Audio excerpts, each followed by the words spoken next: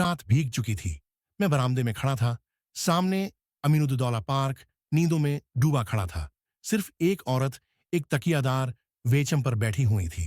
Park के बाहर सड़क के किनारे एक फकीर खड़ा राहगीरों को दुआएं दे रहा था। खुदा और रसूल का वास्ता, राम और भगवान का वास्ता, इस अंधे पर रहम करो। सड़क पर मोटरों और सवारियों का तांता बंद हो चुका था। इक्के दुक्के आदमी नजर आ जाते थे। फकीर की आवाज, जो पहले नक्कारखाने में तूती की आवाज थी, अब खुले मैदान की बुलंद पुकार हो रही थी। एकाएक वह औरत उठी और इधर उधर चौकन्नी आंखों से देखकर फकीर के हाथ में कुछ रख दिया और फिर बहुत धीमे से कुछ कहकर एक तरफ चली गई। फकीर के हाथ में कागज का टुकड़ा नजर आया जिसे वह बार बार मल रहा था। क्या उस औरत ने यह कागज दिया है? यह क्या रहस्य है? उसके जानने के कुतूहल से अधीर होकर मैं नीचे आया और फकीर के पास खड़ा हो गया।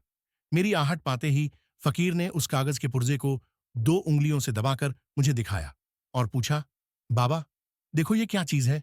मैंने देखा, 10 रुपए का नोट था। बोला, 10 रुपए का नोट है? कहाँ पाया? फकीर ने नोट को अपनी झोली में रखते हुए कहा, कोई खुदा की बंदी दे गई है। मैंने और कुछ ने कहा। उस औरत की तरफ दौड़ा जो अब अंधेरे में बस एक सपना बनकर रह गई थी। वह कई गलियों में होती हुई एक टूटे फूटे गिरे पड़े मकान के दरवाजे पर रुकी, ताला खोला और अंदर चली गई।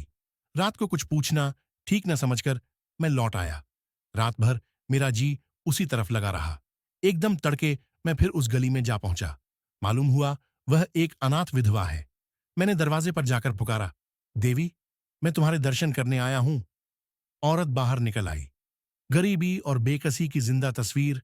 मैंने हिचकते हुए कहा, रात आपने फकीर को। देवी ने बात काटते हुए कहा, अजी वह क्या बात थी?